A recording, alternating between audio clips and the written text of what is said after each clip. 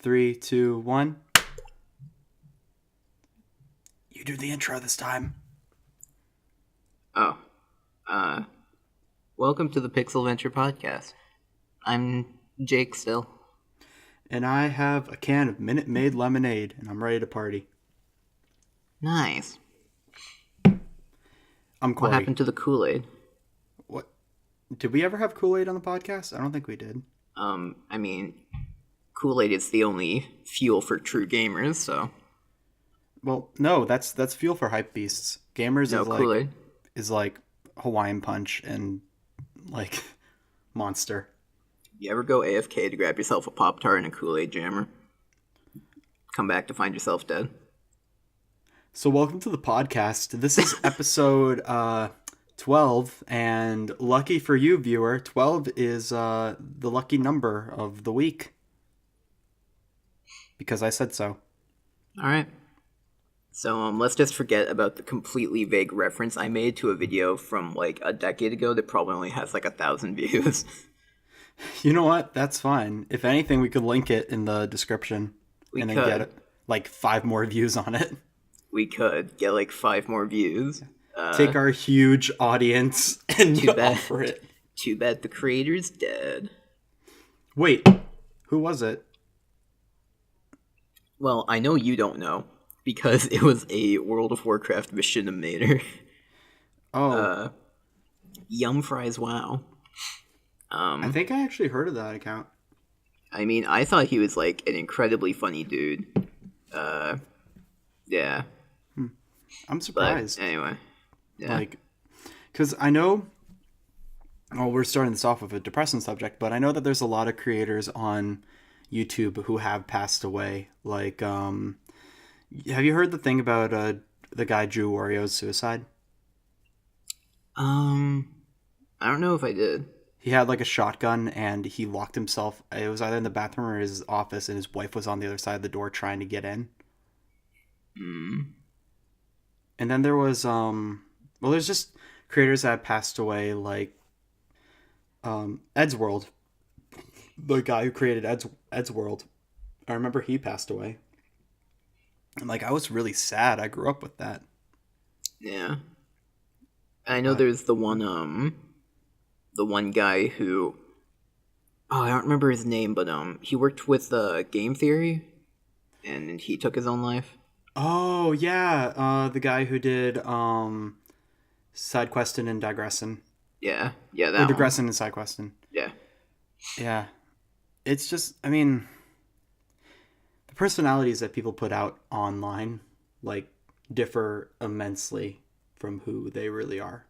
Yeah, you know that. Where, I mean, personally, I try to be real with who I am and how I act online. But like, I'm pretty sure my awkwardness comes through the mic quite well.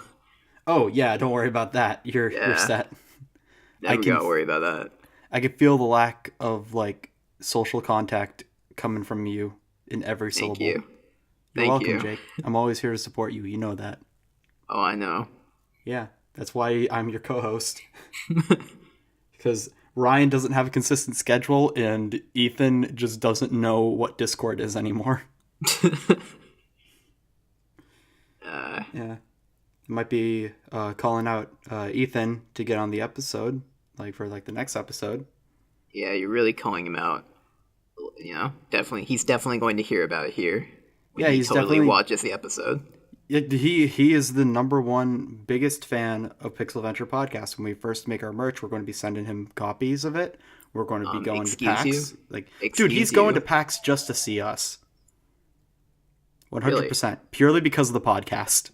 Not because we're friends.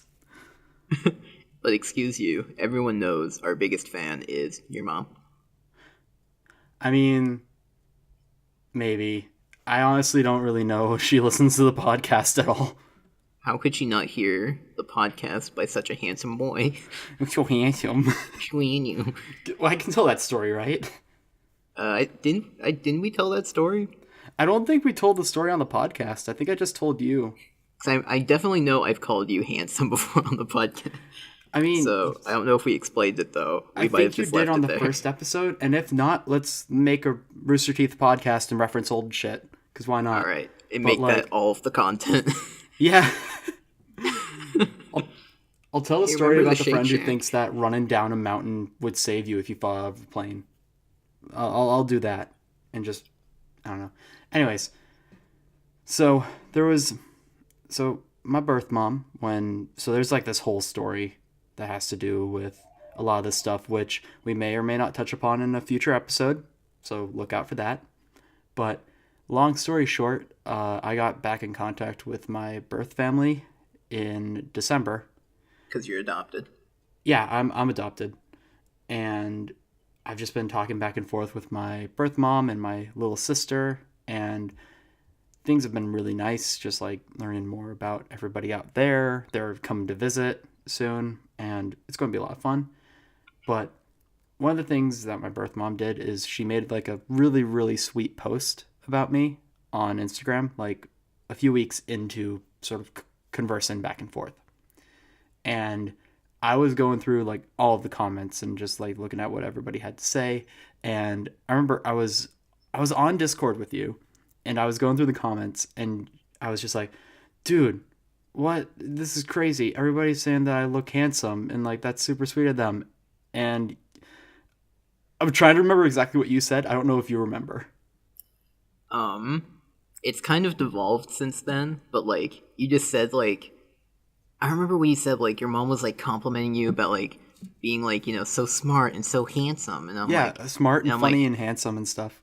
and I'm like, of course your mom thinks you're handsome, Handsome. handsome, and that's all that matters.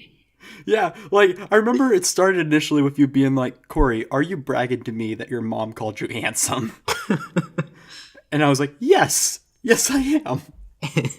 And I had some kind of like fever dream that it would be said in like a New Jersey accent that I can't do. So I'm just like, "So handsome, Look at my son, Corey. He's so handsome. and then it just kind of devolved into like saying it super like I don't even know like how to call it. It just evolved into us making noise, dude. Yeah, Like, just like that's like Duncan apostrophe, Duncan apostrophe. which we also haven't explained. Oh, man. Okay, Which so, I can explain it since you explained your story. yeah, I was going to say go for it, because I forget the specifics. So, in case you didn't know, Dunkin' Donuts is officially just Dunkin' now. It's a stupid move. But like a lot of the signs still have like the double D like logo thing with like the two different colored D's. But now it's just Dunkin', and we were trying to figure out like we made like some kind of joke about like what are they gonna do with the sign, and the sign has like Dunkin' apostrophe donuts, and so we just made like a dumb joke about the D is for the apostrophe, so it'd be Dunkin' apostrophe. And then I don't even know what happened from there. Like, did one of us like stumble on like saying it, and we just made the joke of like it constantly just like sounds less and less like words.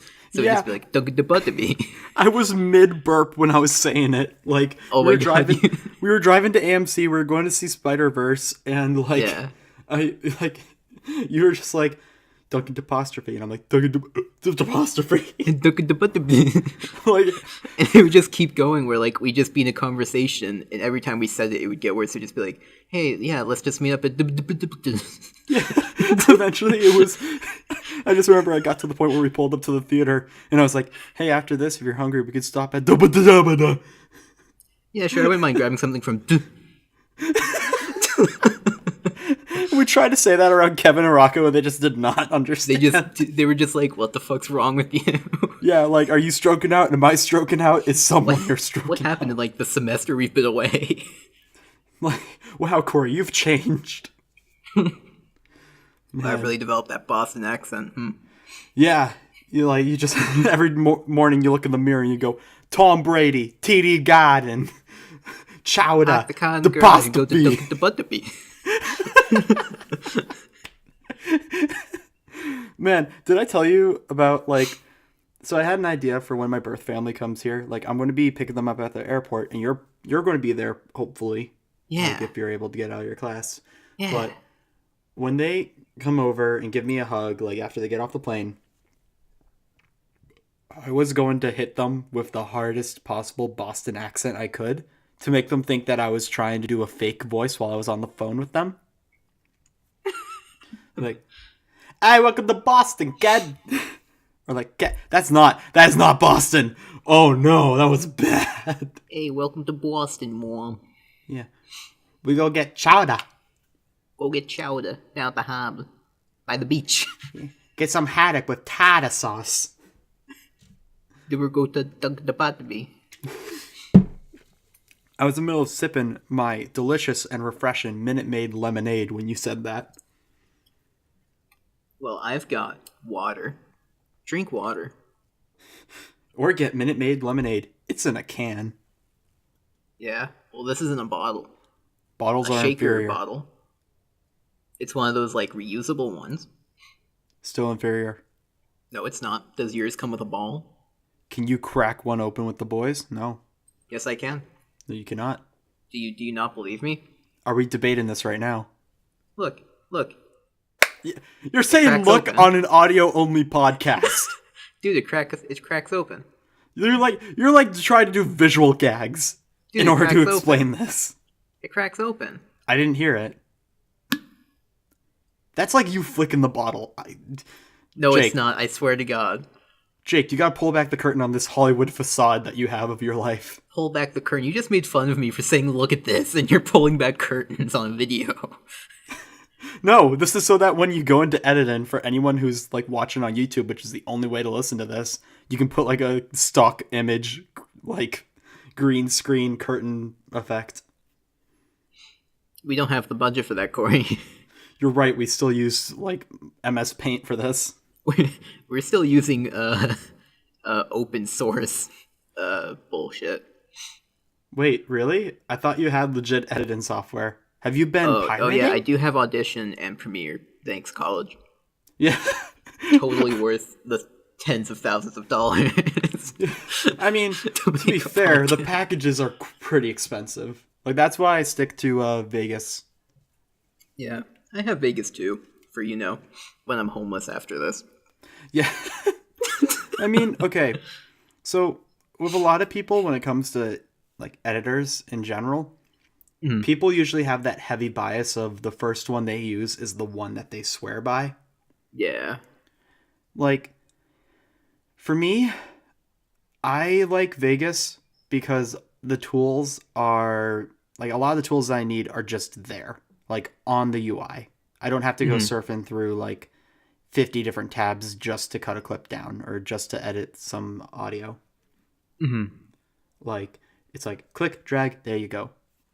Whereas with, like, a bunch of other editors, it's like, you gotta kind of explore a lot more, which, I mean, that's fine. Like, because exploring around on Adobe, like, Premiere, that helped me make some of my favorite videos and edits back in high school.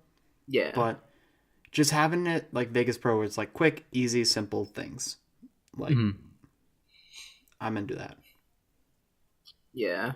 Like, I like the simplicity that Vegas has, but I feel like you can do, like, that much more when you get to know Premiere.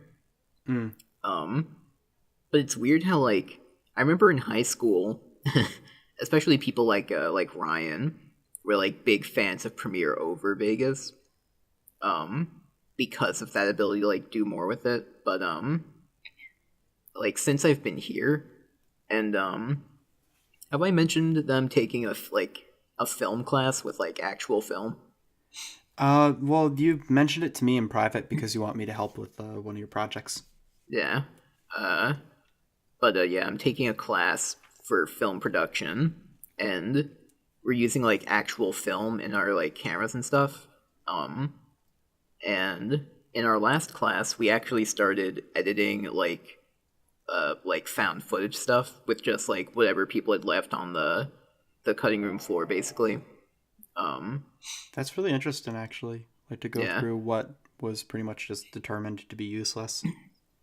And, like, people talked about how they actually preferred editing, like, the physical film more than they liked Premiere. Because they compared Premiere to, and I quote, an Excel spreadsheet, basically. Whereas this was more like, well, it was literally hands-on. As you have to, like, cut the film, and then you have to, tape it together, and then you have to manually, like, play it forwards or backwards and stuff like that.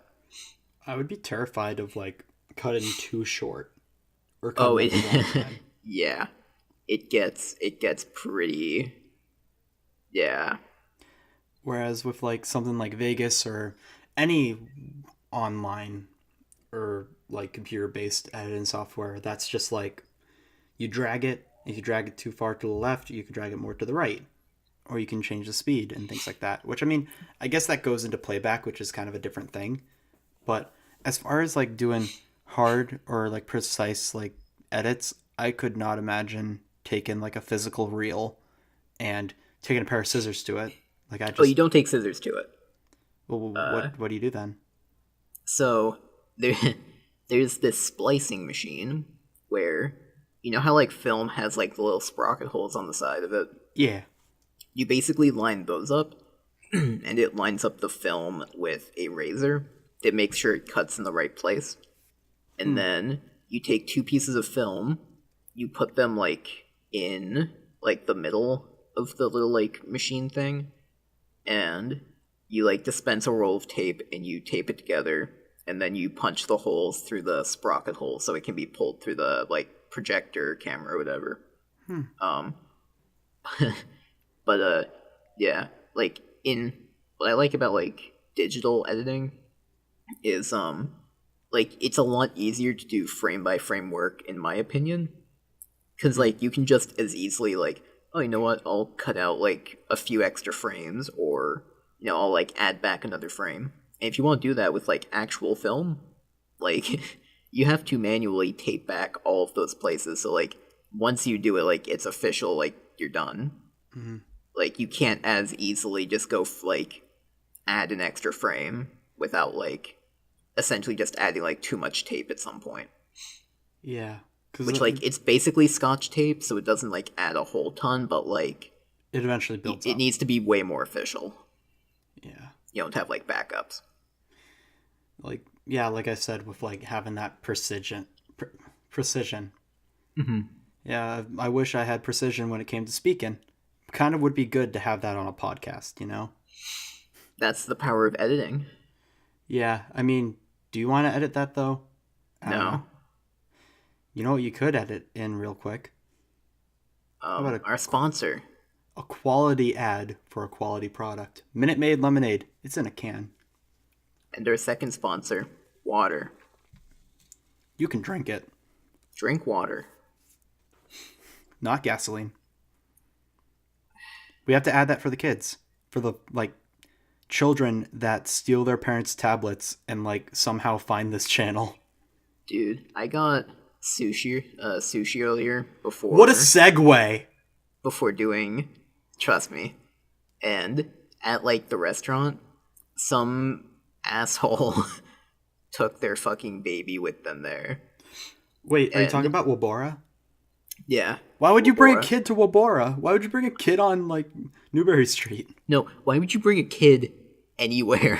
In This one just Boston. fucking screamed the entire time. like I get like they need to go somewhere, and sometimes you can't get a babysitter, but like, goddamn. You should have ordered an extra roll of eel and avocado to chuck it at the baby. No, I need to eat it. No, you take like your chopsticks and you act like they're like golf I need to putters. eat and it. I mean, you have a $30 off coupon. You could get a boat of sushi like we did last time, and then just We did. We each got a boat. each. Yeah.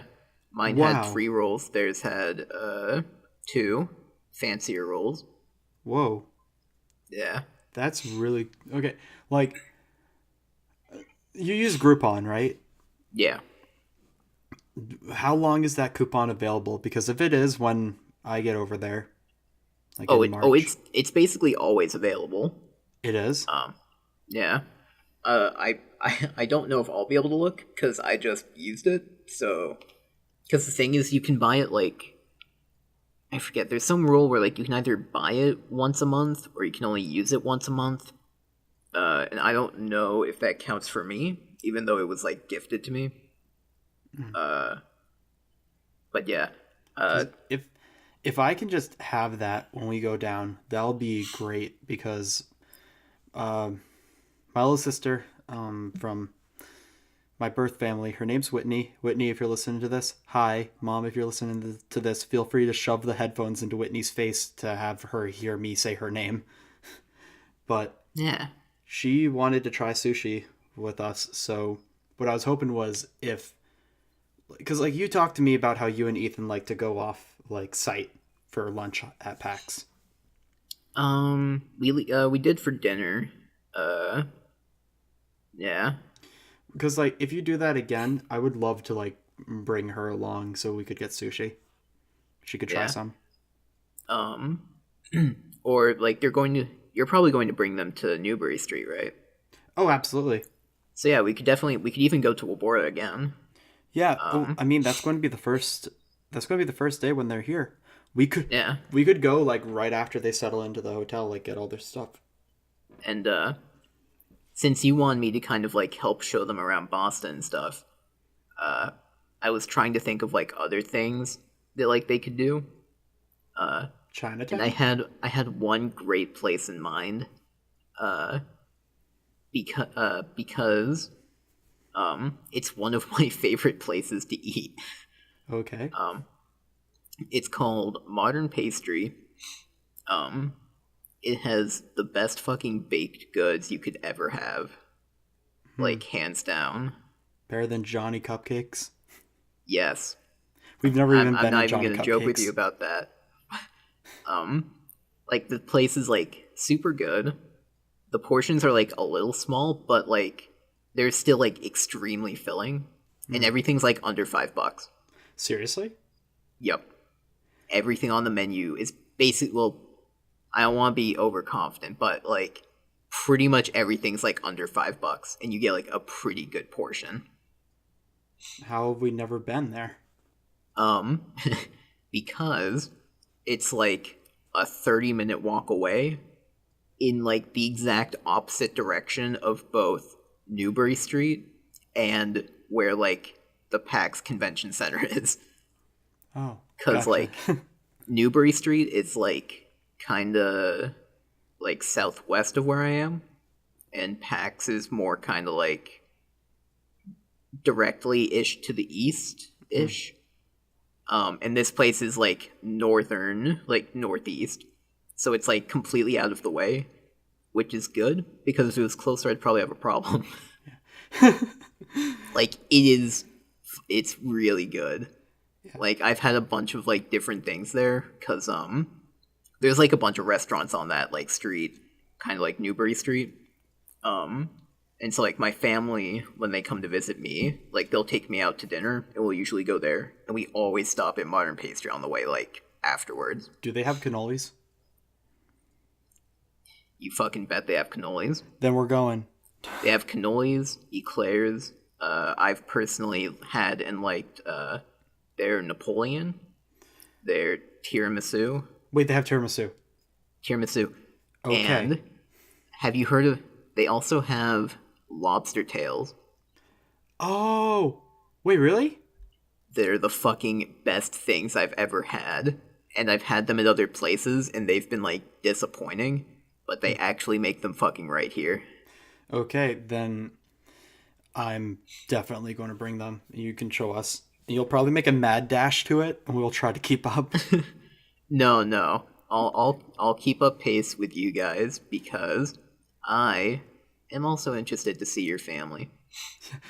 But I'm also interested in you buying me a lobster tail. Oh, I'll pay for my own stuff. Don't you worry. Okay. But, man, But yeah. I'm glad that we're making plans for the future on a podcast. That we're, So we don't have to like remember. We'll just be like, yeah. yeah, just be like, remember episode 12, Corey? We'll just like name the episode like to-do list. You know what? We could. Yeah, we really could. Yeah. How did we go from talking about dead YouTubers to lobster tails? I don't know, but I could bring us back to internet personalities if you want. Well, what would you like to talk about? Uh, well, um, on Friday, uh, I went to a Twitch streaming workshop. Ooh. Yeah. And the way this connects back to internet personalities specifically is while we were like at the workshop, they phoned in a Twitch streamer. Huh. Who was it? Have you heard of Sweet Anita? You're shitting me. Are you Yeah. serious? Yeah. Dude, that's so rad. Sweet Anita at like 7 o'clock our time, which was like midnight her time. Hmm. And on top of that, it was like right after she'd gotten like surgery. Dude, that's so dope, though, that you were able to Mm-hmm. talk to them. Mm-hmm. Like, that's one thing that's really cool about, especially what you're studying, is you get to, like, meet a ton of interesting, like, personalities and people who are in, like, different businesses and different fields. Yeah. Because, like, Twitch can, like, I see it as, like, a casual thing, at least for me. Like, if I went back to start streaming again. But Mm-hmm. there's people who are able to make that their jobs, and I have a ton of respect for that. Yeah. Like, And so the workshop just talked a lot about like basically if you want to go professional, I guess it like also applies for casual like streaming, but it was all about like building a brand and like how to manage your community and how to kind of like do that kind of stuff. Um, and that was pretty cool. There were two other people who I don't specifically remember the names of. Um, do you remember what they I do? remember one of their like kind of like like gamer tags basically. Miss Moth, who apparently used to do a lot of like TF2 content, which was like what like got their name out there. Uh, but now they manage the social media for the San Francisco Shock, from the Overwatch League Oh, and NRG, which is just another like esports team, but she does like the social media for that wait, and talk. wait, Energy, like the League of Legends team? I think so. That's dope. All I remember her talking about was they apparently have teams for like uh Fortnite, CS:GO, and there's like some other third one she mentioned. Most specifically those three, which like she doesn't really follow, but she has to like know about in order to like make posts about it. Yeah, like, I definitely recognize Energy from, like, CSGO stuff. Yeah. So They that have was a cool. really cool logo, and, like, the color scheme on their jerseys is nice because it's, like, purple and black. Yeah. Oh, and actually, as a quick mention, talking about San Francisco Shock from the Overwatch League, have you kept up with it at all? What, the Overwatch League? Yeah. I have not. How is it? Well, I have some news for you, my friend. What is it?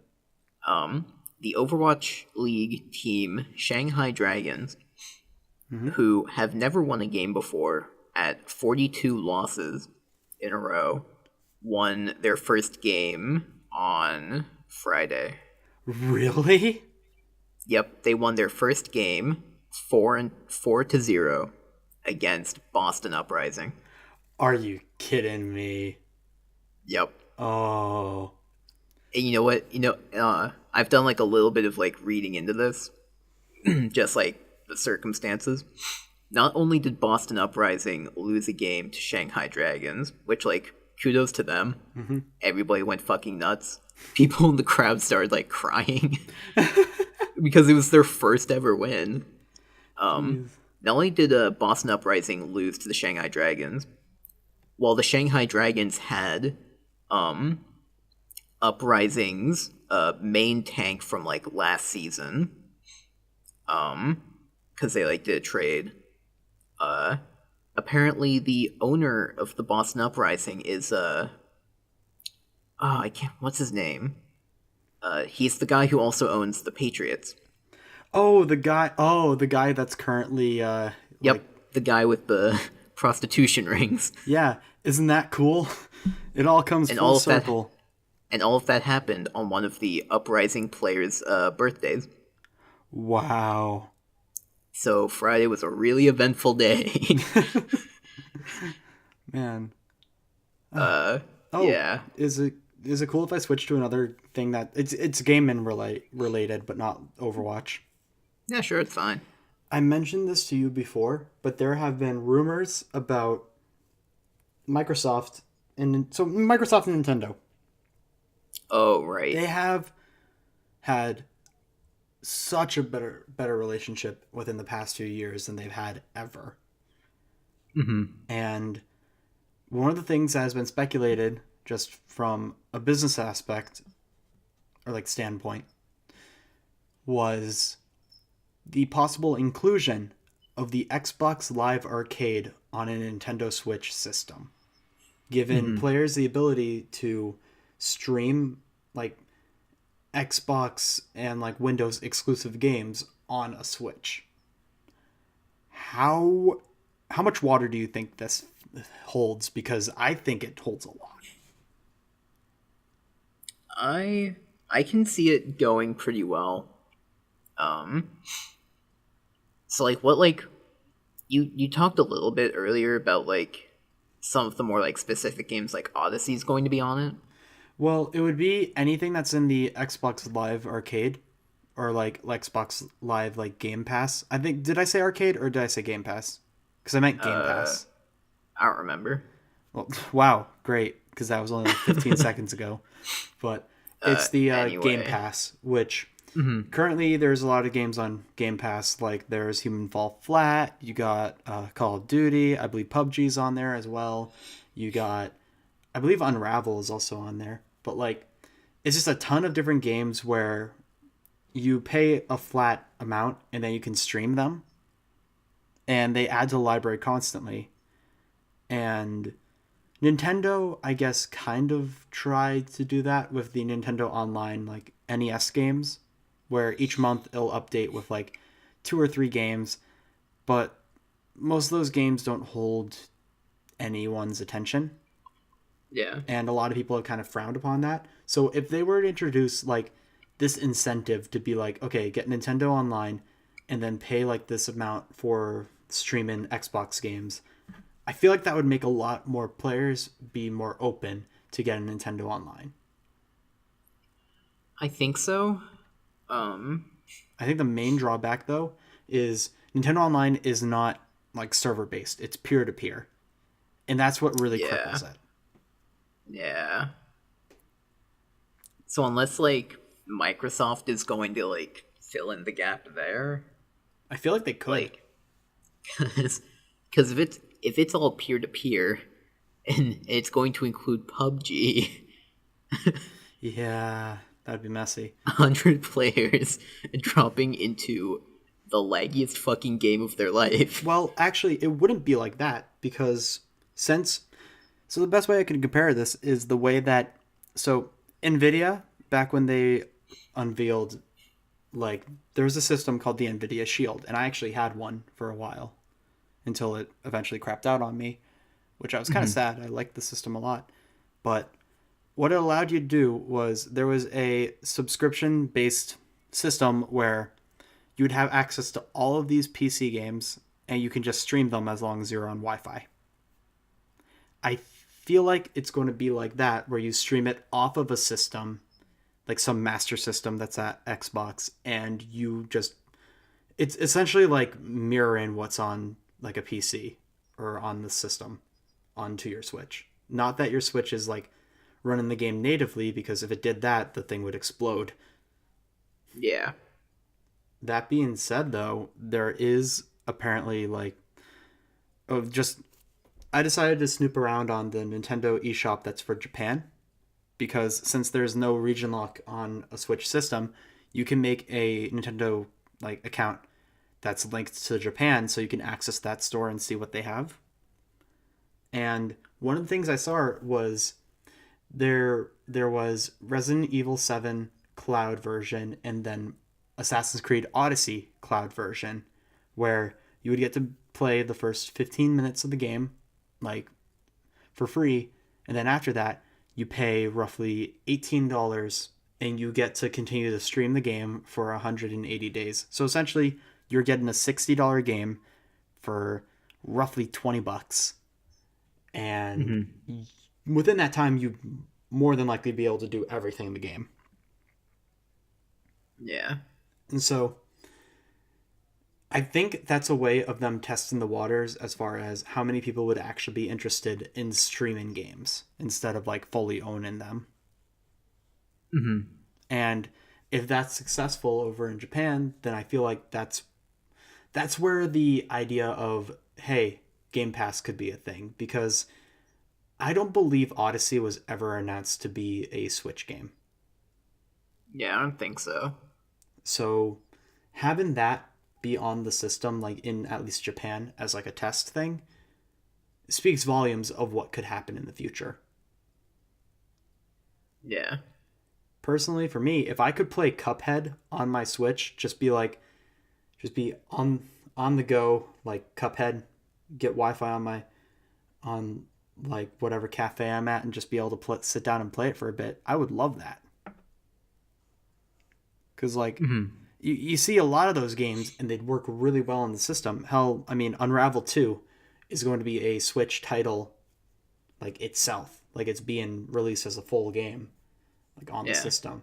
So I feel like it would make sense for like a lot of games that are associated with Xbox to be on there. I didn't even think about it. Halo on a Nintendo console. Master Yeah. Chief in Smash does not seem that weird of an idea. Wait, so Microsoft's exclusives are also going to be on the Switch? Yes, because well, along with that streaming thing, there's games that have already been like this is Xbox or this is multi-platform and now it's on the Switch. Because, like, the only thing I can think of is, like, why would you need, like, an Xbox, period, ever, if, like, you can just do everything on the Switch, and the Switch does even more, because it has its own, like, exclusives and stuff like that. I think what it comes down to is just building a bigger audience, because you see how many units that the Switch is selling. Like Yeah. this console is a smash hit. Like it it broke a lot of records as far as sales, as far as I remember, as in like Nintendo's history at least. Like it was one of the most successful launches, like up there with the Wii.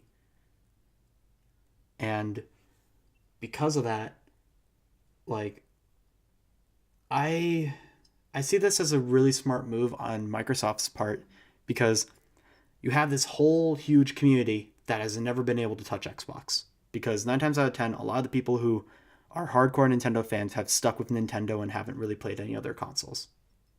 At Yeah. least that's just from my personal perception. Because as someone who pretty much grew up Nintendo, like everything was like Nintendo, at least at my house. And the only times I ever played PlayStation or Xbox was when I was over someone else's house. Like, Yeah, and I stuck with Xbox, but I had some Nintendo stuff, but, like, I did go Xbox over PlayStation back in the 360 PS3 era. yeah. Well, like, I feel like this is a smart move on Microsoft's part, because again, you have this untapped market of like Nintendo players, and seeing how the idea of having games on the go is huge, especially for Nintendo with the model of the Switch and everything. Like it only makes sense to make something that would be able to be easily like accessed on a different system.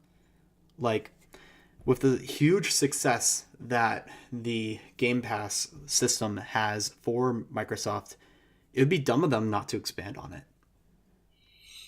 Because like you see people when they get like that pass, there's a lot of people. For example, Human Fall Flat. That is a physics based 3D puzzle game, and those normally don't do good on consoles.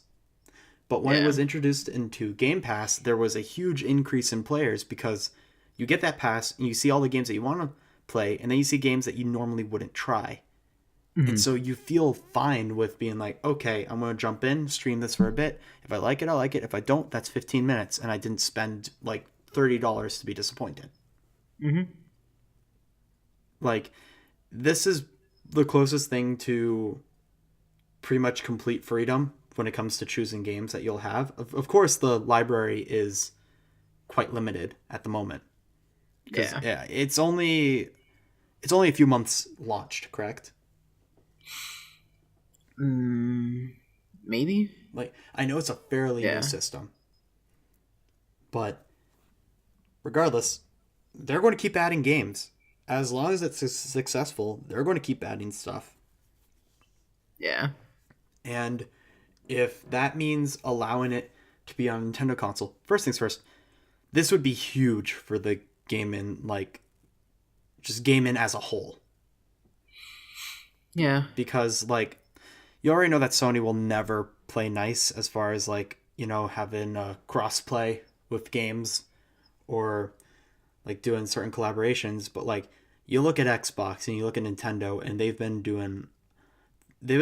communicating a lot more back and forth together and just the way that like cuz you see Ubisoft and how close they've gotten with Nintendo. Why? Who's to say that that's not going to be the same thing with Xbox?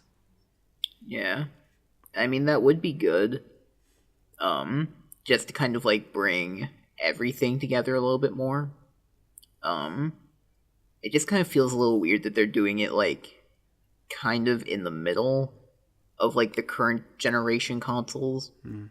Like, I feel like I would be more like fine with it if they'd like come out with this while they're like announcing the Switch and like Xbox One with all the like new stuff. Like, I get that they have to like announce new stuff like throughout, kind of like the generation, but I don't know.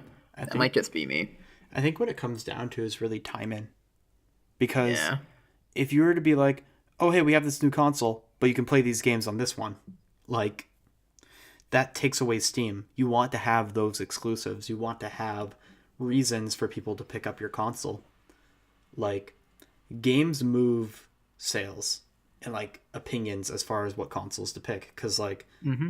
because like there's people who'd be like, "Oh, I like these exclusives more than this one, so that means this console has to be better."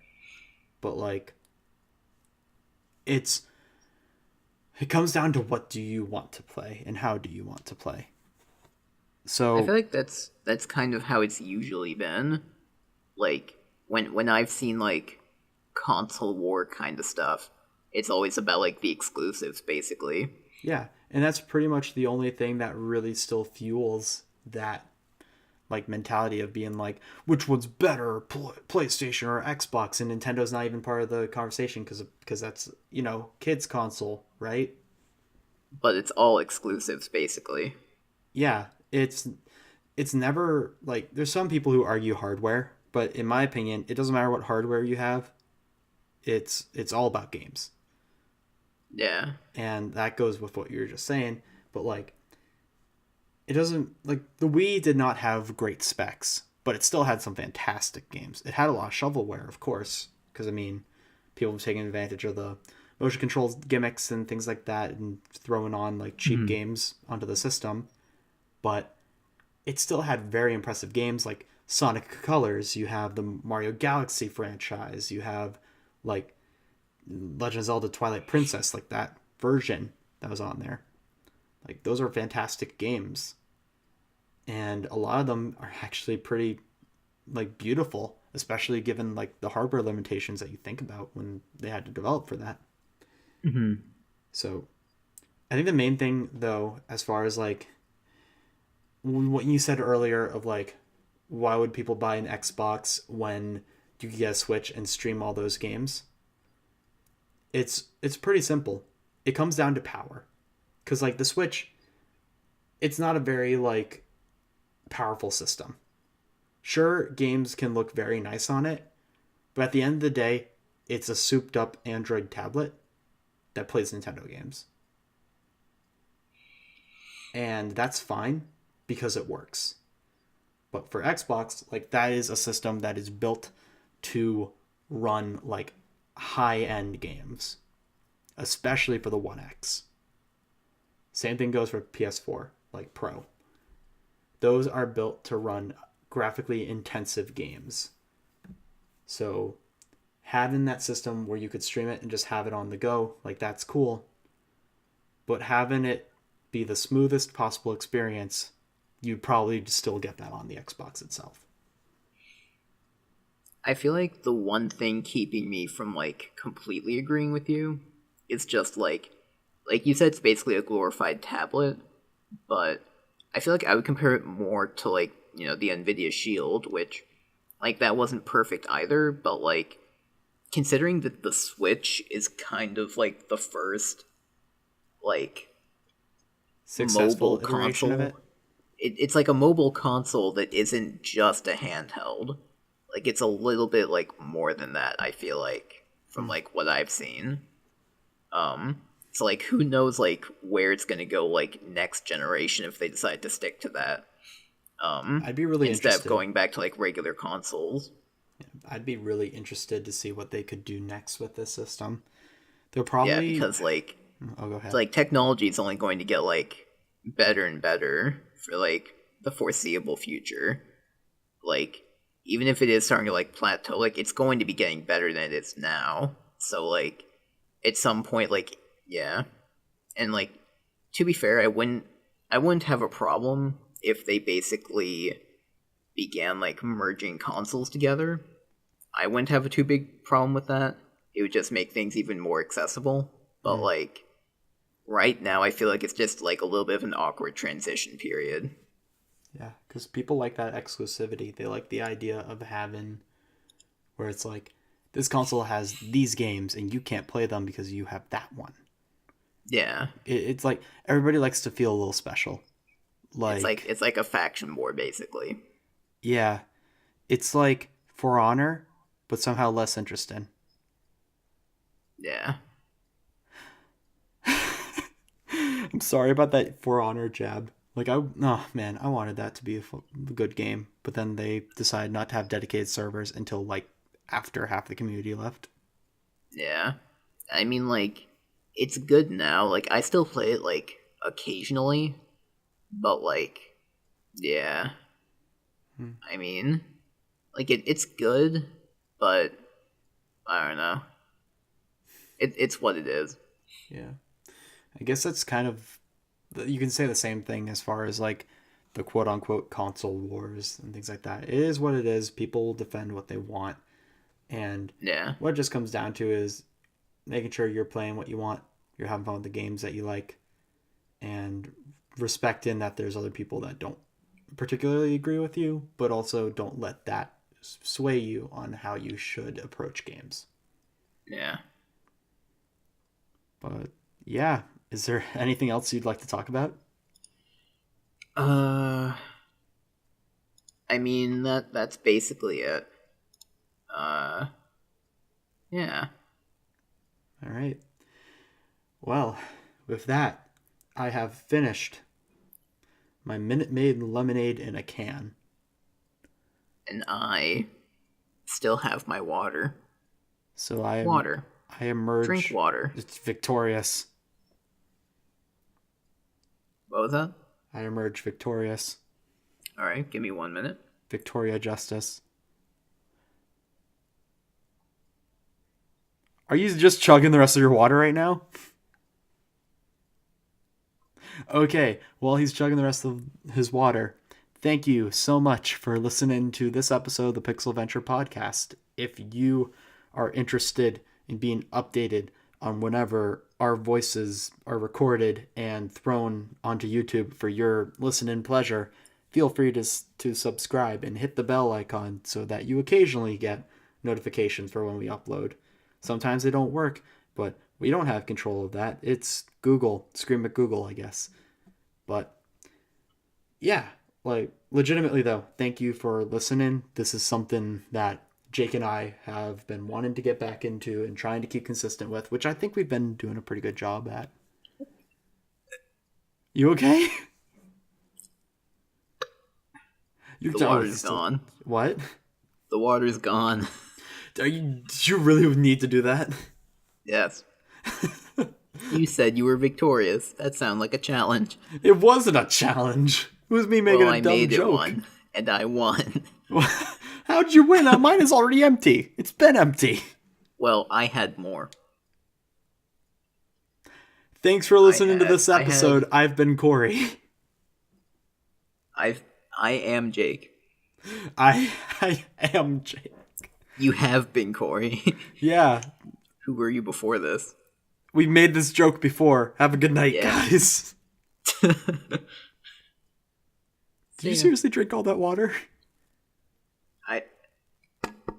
That's an empty bottle to me. Good episode.